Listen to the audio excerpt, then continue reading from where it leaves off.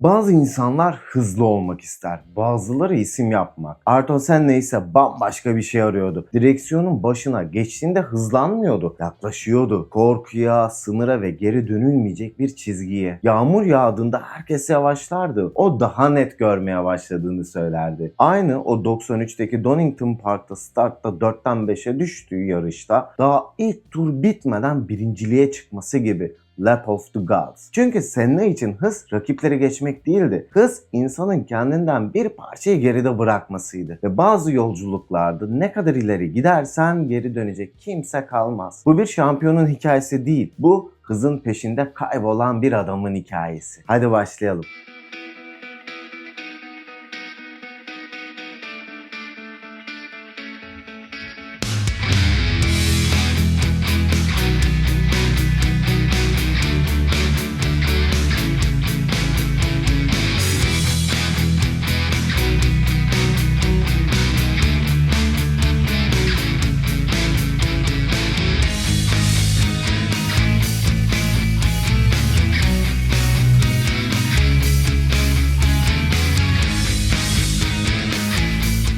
21 Mart 1960 Sao Paulo. Takvim yapraklarında sıradan görünen bir gün. Kimsenin durup özellikle not almadığı bir sabah. O gün Ayrton Senna dünyaya geldi. Ne bir kehanet vardı ne de ileride yaşanacakların ağırlığını taşıyan bir sessizlik. Sadece bir bebek ve henüz kimsenin fark etmediği bir huzursuzluk. Ayrton Senna da Silva varlıklı ama disiplinli bir ailenin çocuğuydu. Evde düzen vardı. Saatler, kurallar, beklentiler. Babası Milton mekanik konulara meraklıydı. Parçalar, ölçüler, doğruluk fikri evin içinde dolaşırdı. Annesi neydi ise sakin, koruyucu ve dengeleyiciydi. Bu iki uç Senna'nın hayatında hep yan yana yürüdü. Kontrol ve kontrol edilemeyen bir iç dürtü. Ailesi küçükken ona Becca diyordu. Sebebi basitti. Ayrton adını söylemekte zorlanıyordu. Masum bir lakap olarak kaldı. Ama yıllar sonra dönüp bakıldığında ürkütücü bir çağrışımı vardı. Becca Portekizce'de dar ara sokak demekti. Çıkmaz. Kaçış alanı olmayan bir yer. Kimse bunu bilinçli seçmedi. Ama Senna'nın hayatı ileride hep böyle çizgiler etrafında dönecekti. Milimlerle ölçülen boşluklar, geri dönülmesi zor kararlar. Senna çocukken motor becerileri yaşıtlarına göre daha yavaştı. El-göz koordinasyonu ve denge onun için daha fazla tekrar gerektiriyordu. Bu onu yetersiz yapmadı ama sabırlı yaptı. Aynı hareketi defalarca denedi ve her seferinde bir önceki hatayı sessizce düzeltti. Bu ileride onu pistte diğerlerinden ayıracak ilk işaretti.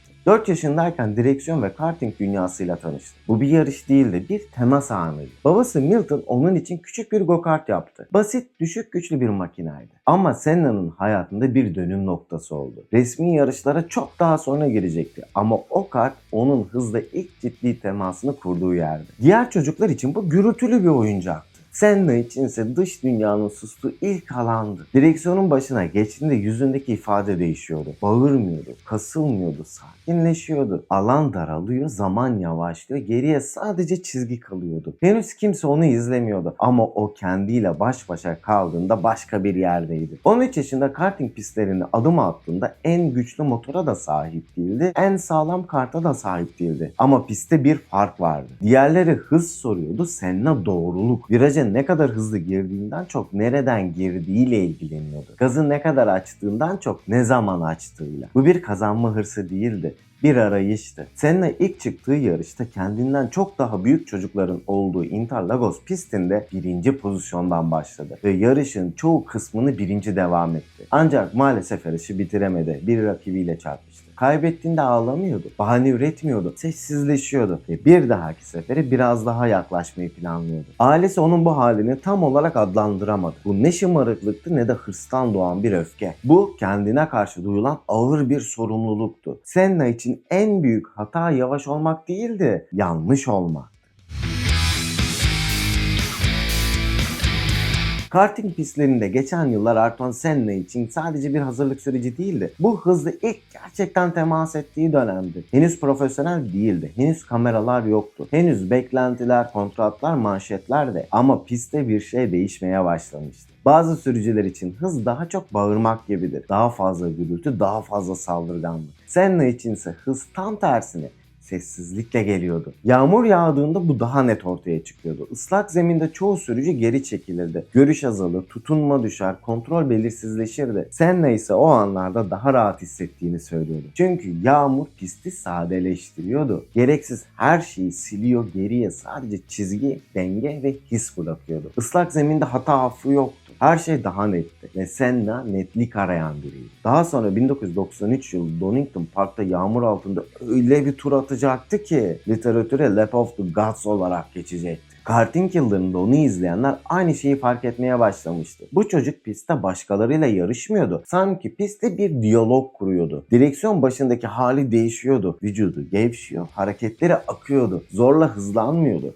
Hız ona geliyordu. Bu öğrenilmiş bir teknik değildi. Bu tekrarın ve sabrın doğal sonucu gibi görünüyordu. Senna'nın çocukluğunda yaşadığı motor beceri zorlukları burada garip bir avantaja dönüşüyordu. Bir hareketi kolay yapamamak onu daha dikkatli yapmayı öğretmişti. Her direksiyon açısı, her fren dokunuşu bilinçliydi. O yüzden kontrol kaybolduğunda Senna paniğe kapılmıyordu. Çünkü o kontrolün hiçbir zaman tam olmadığını erken öğrenmişti. Yağmur altında sürüş onun için bir sınav değil, bir doğrulamaydı. Doğru yerde miyim, doğru çizgide miyim, arabayla hala konuşabiliyor muyum? Bu sorular zamanla hızdan daha önemli hale geldi ve bu yaklaşım onu diğerlerinden ayırmaya başladı. Genç yaşta Avrupa'ya adım attığında bu fark daha da belirginleşti. Yeni pistler, yeni rakipler, yeni kurallar vardı. Ama Senna'nın yöntemi değişmedi. O hala önce dinliyordu. Lastiği, asfaltı, direksiyondan gelen titreşimi. Bu noktada hız artık bir sonuçtu. Ama bu sonuç beraberinde tehlikeli bir şeyi de getiriyordu. Senna o sessiz anları aramaya başlamıştı.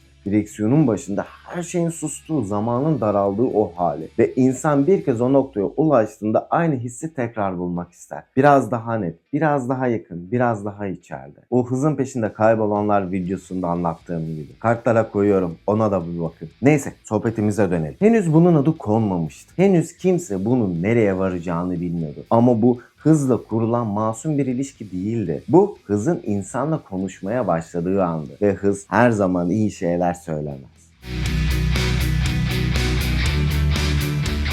Karting yılları sona erdiğinde Ayrton Senna'nın önünde tek bir yol yoktu. Ailesi için bu başarı hikayesinin kontrollü şekilde devam etmesi demekti. Daha güvenli, daha öngörülebilir bir hayat. Formula 1 ise ailesinin gözünde bir hedef değil, tehlikeli ve geri dönüşü olmayan bir riskti. Senna içinse mesele bambaşkaydı. O hayatını iyi bir kariyer fikri üzerine kurmamıştı. Aidiyet duygusu okullarda değil, hislerde şekillenmişti. Direksiyonun başında kendini tamamlanmış hissediyordu. Bu his başka hiçbir yerde gelmiyordu. Ailesiyle yaşadığı çatışma yüksek sesli değildi. Bağırmalar yoktu, kapılar çarpılmadı ama tam da bu yüzden ağırdı. Bir yanda onu korumak isteyen bir aile, diğer yanda ise kendini ancak bu yolla tanıyabilen bir genç adam vardı. Senna Formula 1 hayalini savunurken romantik cümleler kurmadı. Efsane olacağım demedi. Sadece şunu biliyordu. Başka bir yolu seçerse hayatının geri kalanında kendini yarım hissedecekti. Bu yüzden herkesin zor dediği yolu seçti. Brezilya'dan ayrıldı. Bir kaçış değildi, bir isyan da değildi. Bu ait olduğu yere doğru atılmış bilinçli bir adımdı. İngiltere'ye geldiğinde hava soğuktu, pistler dardı, insanlar mesafeliydi. Kimse onun kim olduğunu umursamıyordu. Kupalar ve ünvanlar hiçbir şey ifade etmiyordu. Bu Senna'nın istediği bir durumdu. Çünkü artık rakiplerini değil,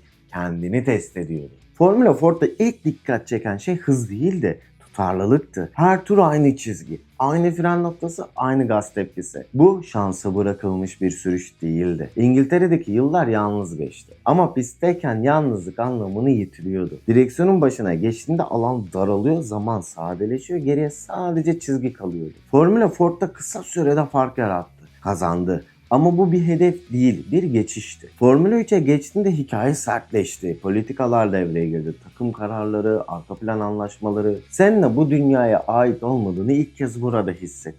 Ama geri çekilmedi. Şampiyonluk için son ana kadar savaştı, kazandı. Ama bu zafer onu sakinleştirmedi. Artık şunu net görüyordu. Bu dünya sadece hızla ilgili değildi. Ve burada kalacaksa sadece hızlı olmak yetmeyecekti. Bu noktada Senna kendiyle ilgili bir gerçekle yüzleşti. O uyum sağlayan biri değildi ve bu ileride onun hem en büyük gücü hem de en büyük çatışması olacaktı. Formula 1 kapısı yavaş yavaş aralanırken Senna artık şunu biliyordu. Buraya kadar gelmek zor değildi. Zor olan kendin olarak kalabilmekti. Formula 1 kapısı açıldığında Ayrton Senna'nın karşısında bir sahne değil, dar bir aralık vardı. Ne büyük bir takım ne parlak bir gelecek vaadi. Sadece tohumu, kısıtlı bütçe, sınırlı imkanlar ve gridin arka sıralarında bir yer. Ama Senna için bu beklenen bir şeydi. Çünkü Formula 1'e giriş çoğu zaman göründüğü kadar görkemli olmaz. İlk adım genellikle en zor olanıdır. Ayrton Senna için tohumun bir sıçrama tahtası değil, bir sınavdı. Burada kimse ondan mucize beklemiyordu. Sadece aracı piste getir, bitir ve sorun çıkarma. Ama Senna'nın zihni bu kadar basit çalışmıyordu. O ilk günden itibaren arabanın sınırlarını değil, kendi sınırlarını yokluyordu. Sezon ilerledikçe adı yavaş yavaş duyulmaya başladı. Ama gerçek kırılma herkesin hafızasına kazanan o günde geldi. Monaco, dar, soğuk, ıslak, yağmur pisti yeniden yazıyordu. Ve Formula 1'de yağmur her zaman bir eşik demektir. O gün gridin arka sıralarında 13. sırada başlayan Senna tur tur yükseldi. Önünde daha hızlı arabalar vardı, daha deneyimli pilotlar, daha güçlü takımlar. MP4 ikisiyle Alain Prost, Lotus Renault'suyla Nigel Mansell. Ama pist sadeleşmişti. Yağmur gereksiz her şeyi silmişti ve geriye sadece çizgi kalmıştı. Senna o çizgiyi görüyordu. Virajlara yaklaşımı, fren noktaları, gaz tepkileri, her şey olağanüstü bir sakinlik içindeydi. Zorlamıyordu, bağırmıyordu. Sanki pistle aynı dili konuşuyordu. Önündeki arabalar birer birer eridi ve bir noktada herkes şunu fark etti. Bu çocuk yarışı iyi götürmüyordu. Bu çocuk yarışı yeniden tanımlıyordu. Yarış durdurulduğunda tartışma başladı. Çünkü birinci sırada olan Alain Prost'a yaklaşıyordu. Onu da geçecekti. Hani şu dönemin Formula 1 başkan yardımcısı Balestri ile yakın arkadaş olan Alain Prost. Neyse, kimsenin günahını almayalım şimdi. Bazıları için bu şanstı. Bazıları için fazla erken. Ama pistte olanı izleyenler başka bir şey görmüştü. Bir sürücü kendi imkanlarının çok ötesinde bir şey yapmıştı. Ve bunu bağırmadan yapmıştı. Monaco'dan sonra Senna'nın adı artık kulaktan kulağa dolaşıyordu. Ama bu hemen kapıların açıldığı anlamına gelmiyordu. Formula 1 hızlı olana hayranlık duyar ama farklı olana mesafeli yaklaşır. Ve Senna fazlasıyla farklıydı. O politik konuşmuyordu, gülümseyip geçmiyordu, kendini pazarlamıyordu. Direksiyon başına geçtiğinde her şeyi söylüyordu zaten. Bu bazıları için büyüleyiciydi, bazıları için rahatsız edici. Ton'un günleri kısa sürdü. Ama o kısa süre Senna'nın kim olduğunu Formula 1'e anlatmaya yetti. Bu adam sisteme uyum sağlayan biri değildi. Sistem ona uyum sağlamak zorunda kalacaktı. Ve paddock'ta yavaş yavaş şu soru sorulmaya başlandı. Bu çocuk daha iyi bir arabaya binerse ne olur? Cevabı henüz kimse bilmiyordu. Ama bir şey kesindi. Ayrton Senna Formula 1'e gelmişti. Ve bu geliş sessiz olmayacaktı.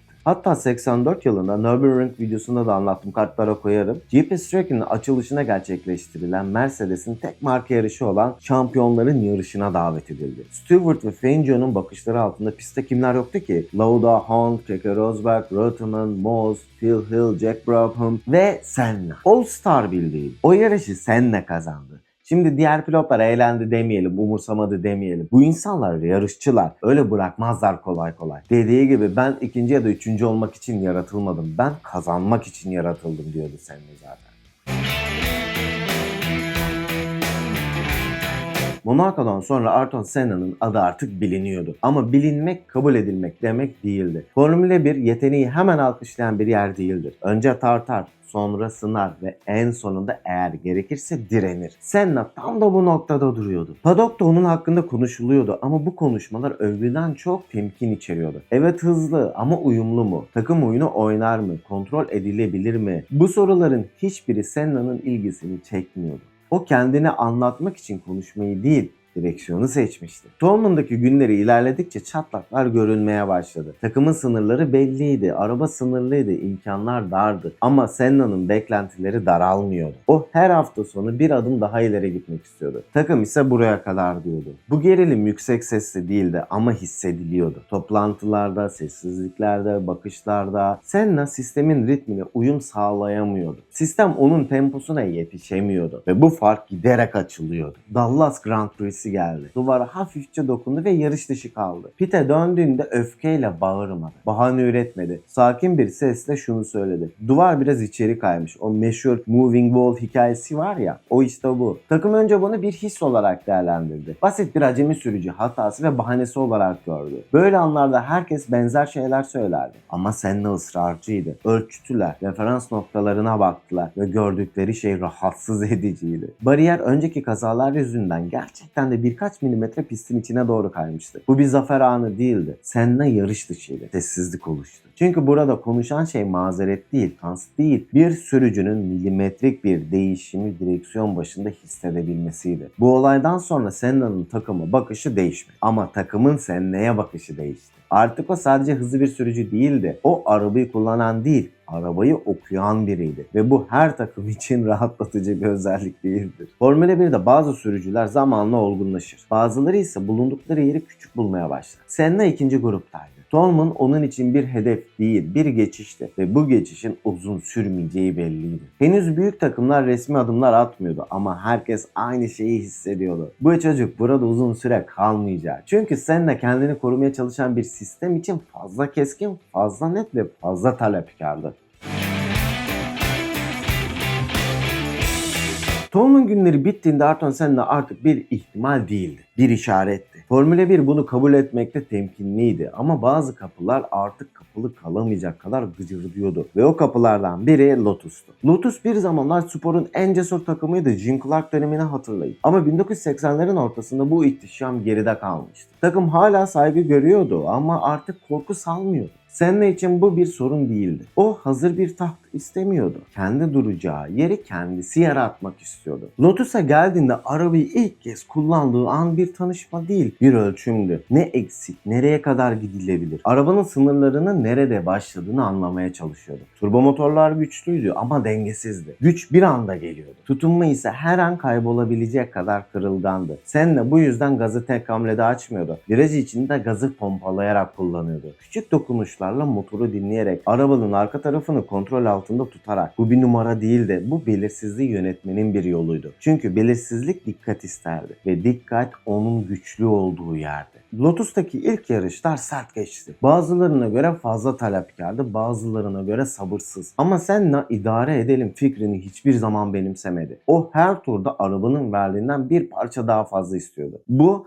takım içinde gerilim yarattı. Ama Lotus'a uzun süredir hissetmediği bir şeyi de geri getirdi. İhtimali. Ve sonra yağmur geldi. Portekiz 1985. Islak pist, düşük görüş. Bazıları için bu hayatta kalma çabasıydı. Senna içinse pistin sadeleştiği bir andı. Yağmur gereksiz her şeyi silmişti. Ve yine geriye sadece çizgi ve his kalmıştı. O gün Senna Lotus'la ilk zaferini aldı. Ama bu sadece bir kazanım değildi. Bu yanlış arabayla doğru şeyler yapılabilir fikrinin kanıtıydı. Kağıt üzerindeki dengeler o gün pistte önemsizleşti. Portekiz'den sonra Senna'nın Lotus'taki yeri değişti. Artık hızlı çocuk değildi. Sonuç üreten bir pilottu. Ama bu bile onu sakinleştirmedi. Çünkü Senna için bir yarış kazanmak soruların bitmesi demek değildi. Lotus yılları boyunca sürüşü keskinleşti. Hata payı bilinçli olarak daraltıldı. Bu ona büyük bir hız kazandırdı. Ama aynı zamanda tehlikeli bir his de doğurdu. Her şeyi kontrol edebileceği hissi. Lotus ona hızla konuşabileceği bir alan sundu. Ama aynı zamanda o alanın sınırlarını da gösterdi. Takım Senna'nın temposuna yetişemiyordu. Bu noktada Senna bir gerçeği net biçimde gördü. Hızla kurduğu ilişki onu yukarı taşıyordu. Ama aynı ilişki bulunduğu yeri her geçen gün daraltıyordu. Lotus onun için bir sıçrama tahtasıydı. Ama artık üzerinde durulacak bir zemin değildi. Lotus yılları Ayrton Senna'yı tamamlamadı. Ama onu keskinleştirdi. Ve bir şey iyice anlaşıldı. Senna için iyi olmak asla yeterli olmayacak.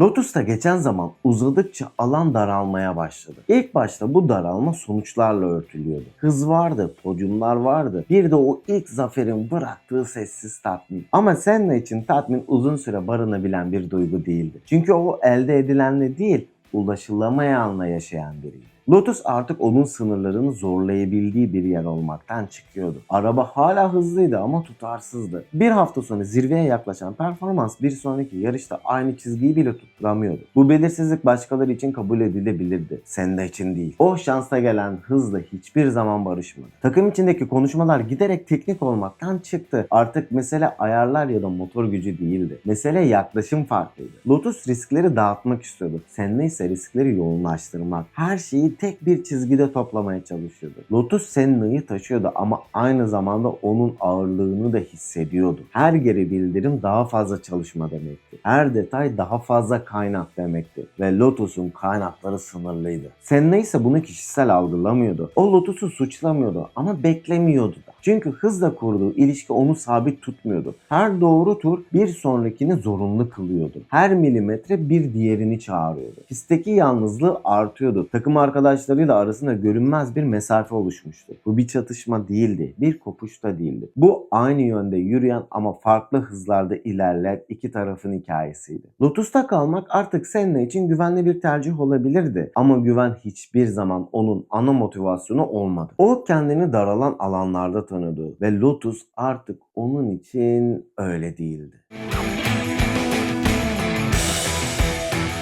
Lotus'ta geçen zamanın sonuna doğru Ayrton Senna'nın etrafındaki dünya değişmiyordu. Ama onun içindeki sessizlik daha ağır bir hal alıyordu. Artık mesele hız değildi, zafer de değildi. Hatta potansiyel bile değildi. Mesele aynı yerde kalmanın ona neye mal olduğuydu. Bir yarış hafta sonu bittiğinde paddock yavaş yavaş boşalırken Senna çoğu zaman garajda kalıyordu. Kutlamalara katılmıyordu, gürültüye karışmıyordu. Arabanın yanına gidiyor sessizce bakıyordu. Sanki pistte olanları değil, olamayanları düşünüyordu. Lotus'ta kalmak mümkündü. Güvenliydi, tanıdıktı. Takım onu seviyordu. En azından saygı duyuyordu. Ama Senna bir yerde kalmanın kendini tekrar etmeye başladığını çok erken fark edenlerdendi. O aynı soruları tekrar sormaktan hoşlanmıyordu. Yeni cevaplar istiyordu. Takım toplantılarında giderek daha az konuşuyordu. Bu bir küskünlük değildi. Bu zihinsel bir ayrışmaydı. Senna artık nasıl daha iyi oluruzdan çok burada daha iyi olunabilir mi sorusunu soruyordu. Ve bu soru herkesin hoşuna giden bir soru değildir. Lotus'un sınırları belliydi. Bütçe, teknoloji, uzun vadeli planlar, bunların hiçbiri Senna'nın hayal ettiği dünyayla örtüşmüyordu. Çünkü onun hayalinde sınırlar net değildi. Sürekli yer değiştiriyordu ve o sınırları her gün yeniden tanımlamak istiyordu. Bu noktada karar yüksek sesle alınmadı, bir sözleşme masasında da alınmadı. Senna için kararlar genellikle böyle anlarda netleşirdi. Kalabalık yokken,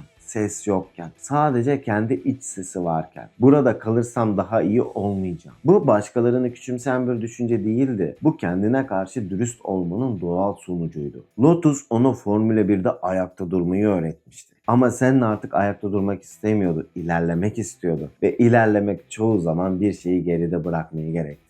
Bu düşünce onu rahatlatmadı. Aksine yalnızlaştırdı. Çünkü bir yeri terk etme kararı oradaki insanları değil, oradaki kendini de geride bırakmak demektir. Ve Senna kendinden bir parçayı geride bırakmanın ne demek olduğunu çok iyi biliyordu. Pistte hala hızlıydı, hala etkileyiciydi. Ama bu hız artık onu tatmin etmiyordu. Çünkü hız artık bir amaç değil, bir araçtı. Asıl mesele o hızda nereye gideceğiydi. Lotus'ta son zamanlar işte böyle geçti. Dışarıdan bakıldığında her şey normaldi ama içeride çoktan bir kapı kapanmıştı. Henüz kimse bunu bilmiyordu. Manşet yoktu, söylentiler bile tam başlamamıştı. Ama Senna biliyordu. Burada duramazdı.